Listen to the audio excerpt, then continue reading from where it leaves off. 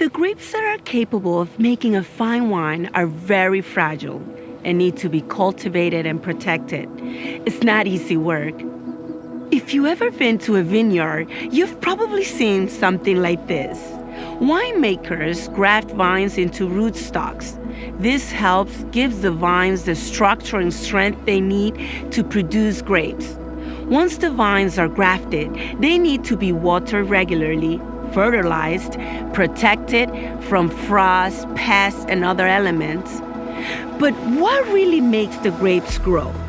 Can the farmers give enough grit and willpower to make grapes appear on the vines? Of course not. This is something that happens naturally. All the farmers can do is set up everything and then let creation do its work. This is a picture of what it is like for those who share Jesus with others. Some of us sow the initial seeds, some cultivate the relationship, and then others water it. But only God can do a work in a person's heart. Luke chapter 10 describes this idea as Jesus sends out 72 workers amongst the harvest field. In this passage, Jesus tells his disciples all of the different ways people might respond to the good news. Some people will welcome it with open arms. Others will be amazed and ask for miracles. And then there will be those who are unsure and reject it entirely. In the story of the 72, the important thing Jesus emphasizes is for us to do what we are tasked with. If people reject you, shake the dust off your feet and move on. If God does a work in a person's heart, we can remember it's not about us saying the perfect thing or praying the perfect prayer. It's God doing a miracle in a person's heart, and we get to play a part. Paul explains this in his own words in 1 Corinthians when he says, I planted, Apollos watered, but God gave the growth. For the farmer who works in the vineyards, there is a lot of hard work and then trust that nature will do its part. But for us who share the good news, it's bigger than trust. We are collaborators. We are co-workers with God's plan to rescue and bring hope to humanity through his Son, Jesus. That means we don't have to feel the pressure to make everything grow through our own good works. We simply have to do the work of the harvest and then marvel at the mystery of the miracles God will do through our work. Welcome to Every Home USA's Encounter Life training on Jesus's process. In a recent study, 85% of believers stated that they allow a barrier to keep them from engaging other people in spiritual conversations. They allow a barrier to stop them. If you remember through the other trainings, the first barrier was simply this, that people didn't want to be pushy or confrontational when speaking with people. The second barrier was that people really didn't feel qualified, meaning this, that they didn't feel that they were holy enough, that they were good enough to share Jesus. Their life does not live up to it yet. So they weren't ashamed of the gospel, but they're more ashamed of their representation of the gospel. In today's lesson, we're going to talk about Jesus's process to help overcome that third barrier of not knowing what to say without being pushy, confrontational, argumentative, and or hypocritical. Believers, they knew different things of what to say, but they want to know, how do you engage people just normally? And hopefully this lesson will help overcome that particular barrier. In Jesus' process today, the first point I want us to understand this is Jesus has appointed you to engage the lost. I want you to think about that for a minute. As soon as Jesus invited you, you invited Jesus to your life. He's inviting you to join his mission. And Jesus has appointed you to engage the lost. You don't have to change people's minds or their hearts. Just share the truth and love of Jesus with people. Share what your experience is. Share what you know about Jesus Christ with other people. 2 Corinthians, we read in chapter 5, verse 20. I think you may know this passage. It says, "We are therefore Christ's ambassadors, as though God were making his appeal through us." He's making his appeal through us. "We implore you on Christ's behalf, be reconciled to God." Think about that for a moment. You are Christ's ambassador. You are an ambassador. What's an ambassador? An ambassador is the highest ranking official from one kingdom representing that kingdom in another kingdom. Now that you are a Christ follower, you are no longer a part of this kingdom on earth, but you are part of God's kingdom. And what you are called to be is an ambassador, the highest ranking official from the kingdom of God to the kingdom that we need to live in here, the kingdom of darkness here on earth. And we're called to be the representative, the highest ranking official.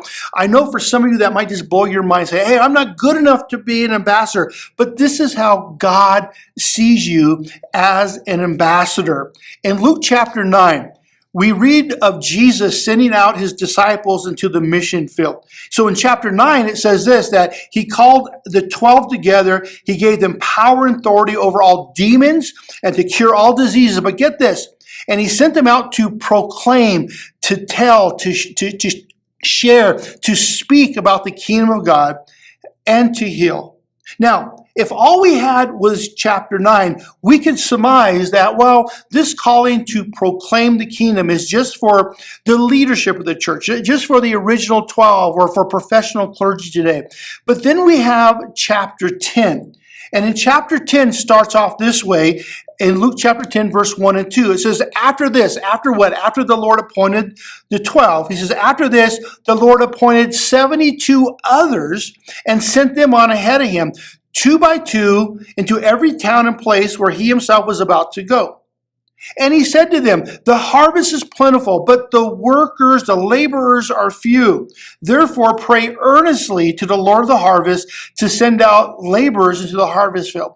So Jesus is not only sending out a much more significant workforce, mission force, if you will, but he tells these 72 newly appointed ambassadors, missionaries, he says, pray earnestly to the Lord for the harvest for more workers. Why?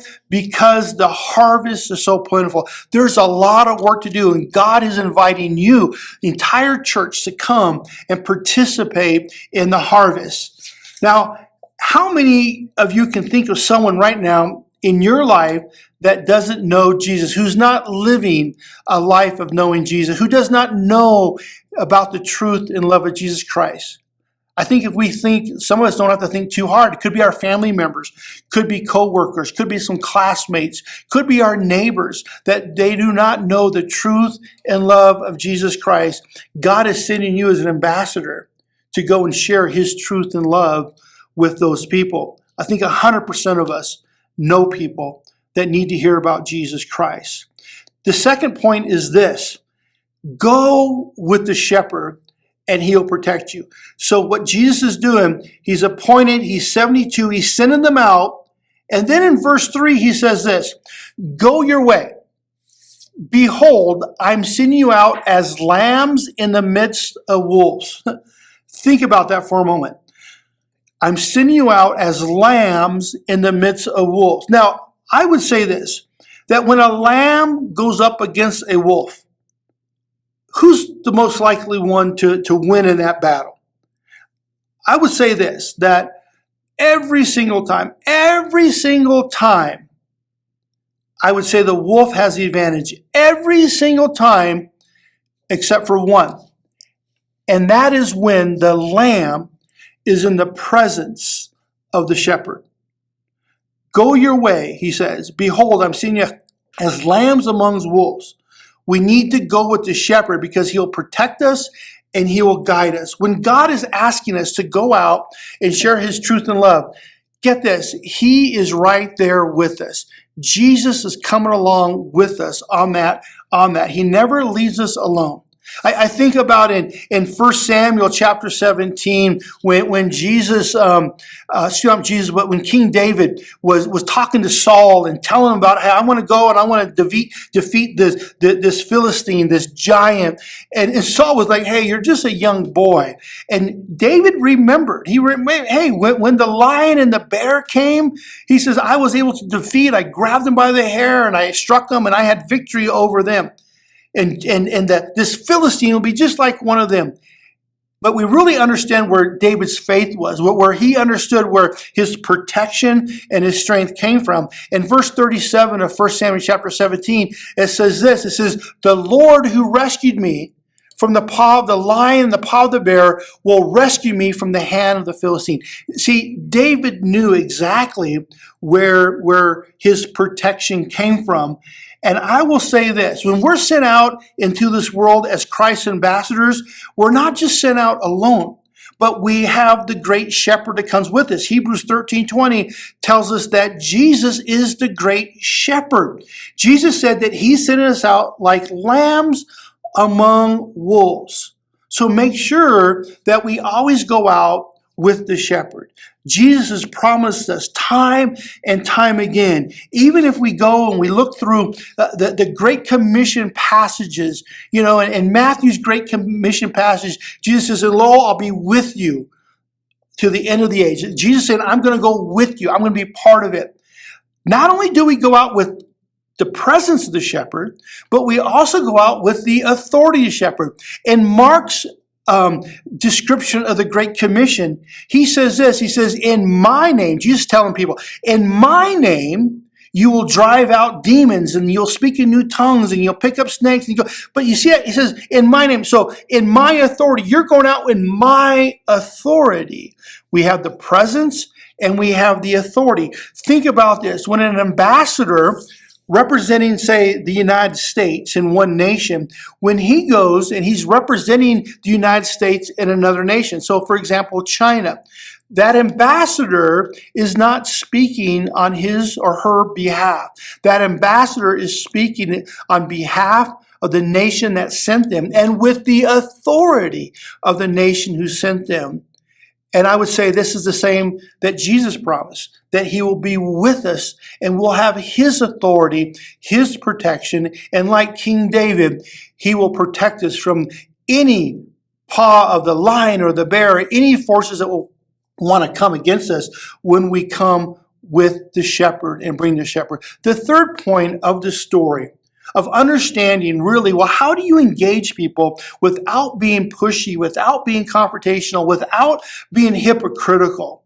I think Jesus reveals this, that the process of sowing and watering the good news, there is a process. I would just want you to think about this in your own mind right now. Before you came to really put your faith and trust in Jesus Christ, how many different conversations did you have? Was it just one conversation? I've heard that. I know some, hey, I just had one conversation. I was a believer, but that's very, very rare. Majority of people have multiple conversations.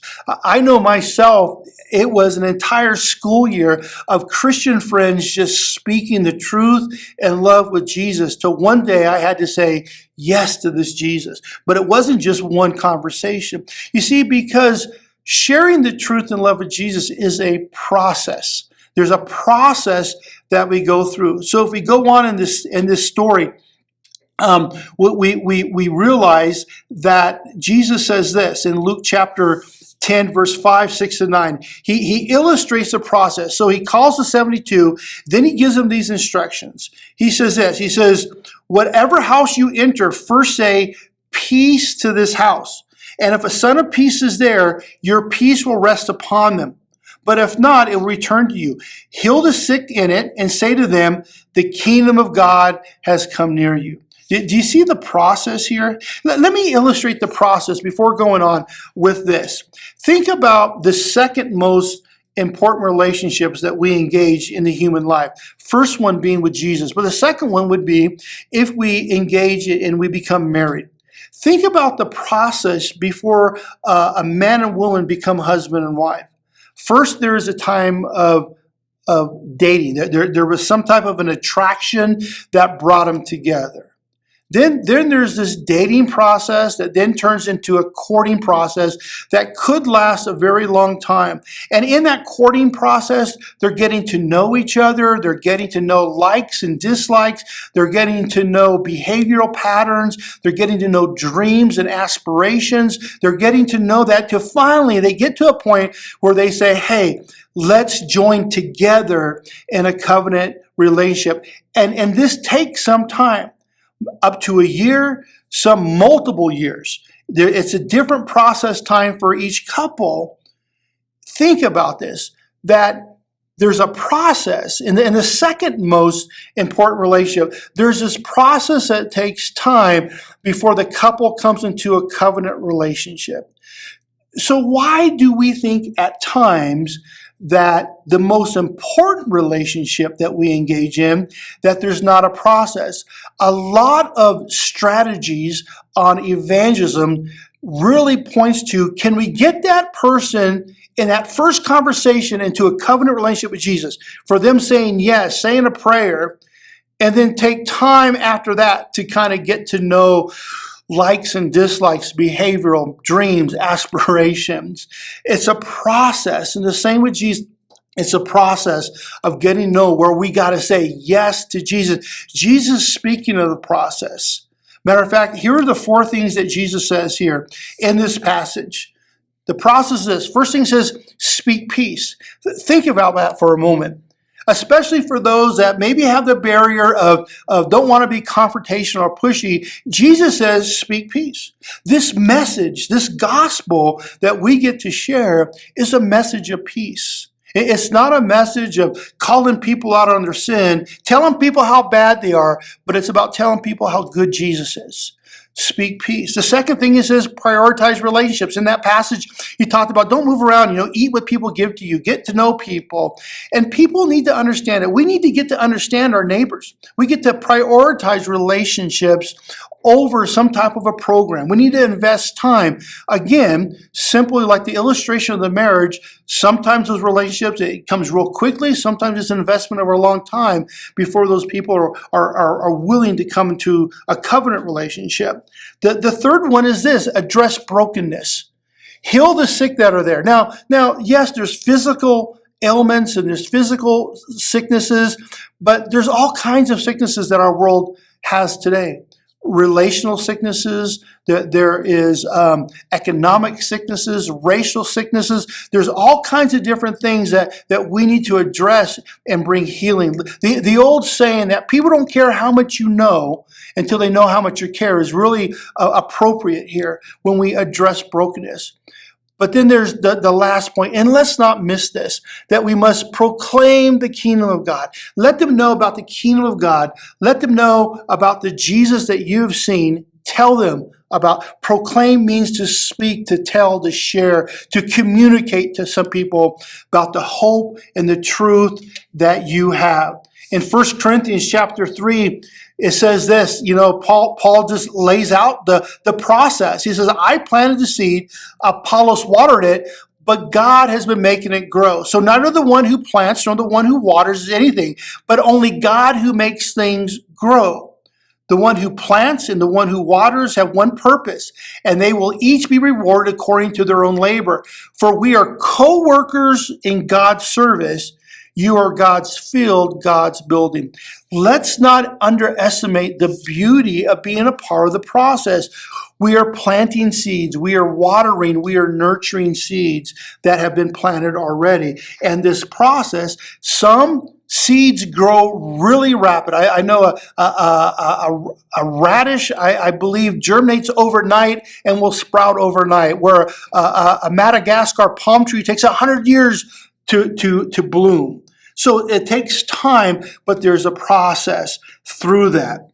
Matter of fact, the story we read in the first lesson of the Samaritan woman at the well, at the end of that story, Jesus is showing the disciples in John chapter 4, verse 36, he says, even now the one who reaps draws wage and harvests the crop for eternal life. But he says, so the sower and the reaper may be glad together. Think about that. Those that sow in the seed, part of the process, your reward is the same as those that might be at the harvesting end. We all have a part to play. And Jesus gives instruction to the 72 there. But the question comes up, well, how can I proclaim the gospel? How can I share the gospel? And let me just bring this point up. I think there's all kinds of things that we could share. There's so many great programs and great things that we could share that are out there. And I would say whatever you're comfortable with, you could use this. But let me give you 4 things real quickly here. What we consider here at Every Home USA as the good news according to John. Here are 4 things that, again, without being pushy, without being confrontational, without being hypocritical, that we could share out of the book of John. And I think the first thing that we need to understand is this, is that we share the love of God. God loves us. People need to understand that God loves us. We know in John chapter 3, verse 16, it says, for God so loved the world that he gave his one and only Son, for whoever believes in him should not perish, but have eternal life. Think about that. God's love for us so much that he sent Jesus on a mission to come and seek and save the lost.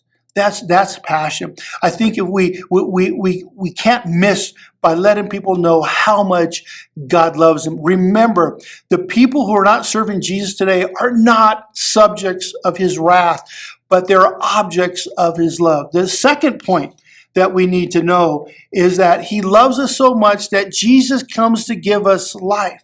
He comes to give us life in abundance. In John 10:10, it says, the thief comes only to steal, kill, and destroy. But Jesus said, but I have come that they may have life and have it abundantly. Think about this. People today are not living an abundant life. They're living a drudge life day by day by day. But Jesus came to give life. Remember, we lost life in the Garden of Eden. We inherited death. Jesus came to reverse that and give us life. So God loves us, and Jesus came to give us life. He sent Jesus so much that Jesus came to give us the life. Matter of fact, Jesus kind of reminds Mary about this when he says, I am the way, the truth, and the life. No one comes to the Father except through me. Jesus is life, and he comes to give it. So God loves the world. Jesus came to give life. So love, life. The third thing we need to do is we need to look upon Jesus. In John 6:40, earlier on, the followers of Jesus says, hey, what does the Father require of us? What really does the Father expect of us? I mean, do we need to keep all these laws? What do we need to do? And Jesus, looking at them, simply says this in verse 40, for this is the will of the Father, that whoever sees the Son and believes in him should have eternal life, and they'll be raised up on the last day. So what Jesus is saying, he says, whoever looks, now please hear what I'm saying here. I'm not saying, hey, just a glance and I saw, but to see Jesus, the word look in this passage, the word that Jesus uses is the word though. And the word though simply means to experience. To look upon, to experience enough of Jesus that you put your faith and your trust in him. That may be different for some people, but enough saving faith to say, you know what, I believe. I think that's very similar to the woman at the well that we shared a couple lessons ago. She experienced Jesus enough where she says, could this be the Messiah? I think it is. Come check him out for yourself. She experienced him enough. This word though, is used many times in the book of John. And in John 8, it says, those who obey my words will not look upon death, will not experience death. It's used for experiencing or the sensing of something. So to see Jesus for who he is, and believe in him means we experience or we encounter him enough that we start believing and putting our faith in him. Mankind is to look to the Son, the one God sent, and believe in him for salvation. God so loved the world, he came to give us life. All we need to do is look upon him, see him, and believe in him. And then the third one, it starts with the L as well, is the Holy Spirit leads us, allowing the Holy Spirit to lead. Remember, later on in John chapter 16, Jesus was ready to ascend back into heaven, and his disciples said, no, don't go. But Jesus said, no, you don't understand. I must go. It's to your advantage that I go. For if I do not go away, the Helper will not come. The Holy Spirit will not come. But if I go, I will send him to you. And when he comes, get this is what the Holy Spirit's job is to do, is that he will convict the world concerning sin, righteousness, and judgment. Think about that. He will convict the world. Verse 13 says, but when he, the Spirit of truth, comes, he will lead, he will guide you into all truth. I hope that for you is a little refreshing to understand that our job as proclaimers isn't to convict people, isn't to judge people. That's the Holy Spirit brings that in. Holy Spirit job is to convict people according to sin, righteousness, judgment. It's the Holy Spirit's job to lead people. So we can't change a person's heart, but we share the truth and love of Jesus and allow them to understand God's love, to receive new life, to put their trust by seeing Jesus and believing him and allowing the Holy Spirit to work in their life. I've been serving Jesus for over 3 decades now. And to this day, the Holy Spirit still reminds me of things that I need to change and do in my life. I need the Holy Spirit. Same as you, the Holy Spirit in our life is there always to guide and to direct and to love us. The Holy Spirit is what God uses, and God will do that in people's lives. So if you think, boy, I got to be pushy, I got to convict people of their sin, I got to tell people how bad they are, can I just give you a little relief here? That's the Holy Spirit's job. That's the Holy Spirit's job, to come in and to lead people in truth and to convict people. We engage people where they're at. You see Jesus, you then tell other people what you see and what you've experienced. We must also understand that the methods and the places that God will send us to is everywhere in our life.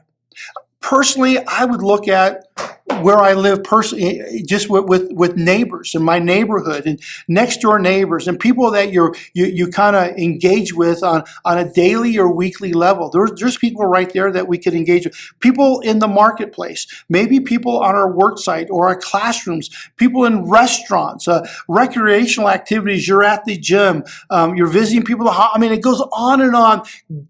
As we intentionally look for opportunities to share the truth and love of Jesus Christ, God is sending us out there.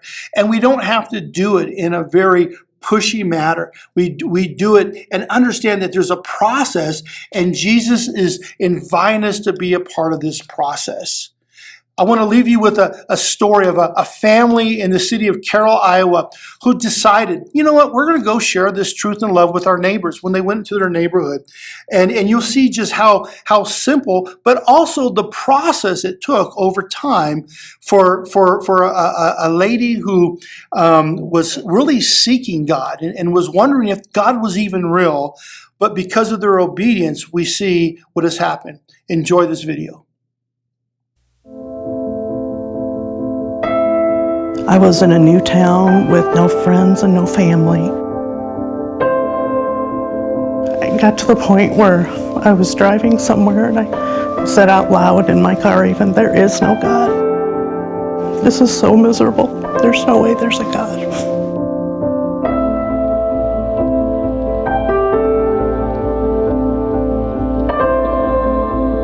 I moved to Carroll about 8 years ago. I was engaged at the time, and eventually that engagement was broken. I was raised Christian, and then some situations in my life kind of led me away from God for a while. That was the time where I felt really hopeless, and I didn't want to be around people. I felt like I was going to be going to work, coming home, and that was my life. At one point, I went to a counselor, and one of the things we discussed was that you need people in your life, and I fought with him and said, no, you don't. You know, I'm fine sitting in my house by myself. I don't need anybody. One Saturday, I was sitting in the living room reading, and I had my Bible out and was reading some of these verses, and I just prayed and said, God, I don't know how to do this. You've got to come help me, because I just don't know how to change things. It was about 2 hours later that there was a knock on the door. The reason Carol first kind of wanted to get into going home to home was we just felt like one of our mission statements as a church was connecting people to Christ, which goes along with that Great Commission very well. So it was taking that into the community. Pastor must have been the one that created a map of Carroll and put it in different segments. We went to a neighborhood just south of the railroad tracks that, you know, I've driven past there before, but I really honestly didn't know anyone that lived over there. We were kind of getting done, we were kind of getting tired. We'd had a lot of people say no, no thank you, and I think we looked across the street and I'm like, let's do one more. I opened the door and was this couple and their 4 kids. They said to me, we're just going door to door meeting our neighbors and just wonder if there's anything that we can pray with you about. She kind of peeked out. She didn't even move all the way out the door or anything, so I could tell she was a little intimidated. You know, I thought for a minute and said to them, no, I don't think so, but thank you. And, you know, kindly sent them out on their way. And about 10 minutes later, you know, I started thinking, you just prayed, God, come help me figure this out. And somebody came and knocked at your door. That doesn't happen. It was as if God knocked on my door and said, I heard you. I'm here. I knew that I needed to get involved with people and get out of my house. So I knew where I needed to go was church. So church is just down this road and over. I was looking for a contemporary church, and I'd heard that this church had music and drums and things like that. And I walked in and there was already singing, and I felt God was there immediately. You just could feel it. Like the song says, I felt heaven falling in this place. The neat thing is when I went to this church and just felt like home, and it was a couple months later that I realized that Brent and Dayon were in that church. When we heard Kelly's testimony at church, I remember just thinking, wow, she really was going through a troubled time, and I was thankful that God had just placed us at the right time, right in her doorstep. For whatever reason, you know, she didn't accept prayer, but she found her way to the church, and she's even serving in church, which is amazing and awesome. I'm on the worship team. I play the bass for the worship team, and I'm in a Bible study on Wednesday nights, and some of the most genuine Christian women you'll ever meet. You don't know what part you're going to have in someone's salvation story, whether you're going to be the one planting a seed, whether you're going to be the one helping to grow the seed. We need just the obedience and going through with this out of love for God and love for our neighbors. It really proved God was just faithful through the whole thing. The worst they can do is say no and close the door. But even if they do say no and close the door, you don't know how that impacts them behind that closed door.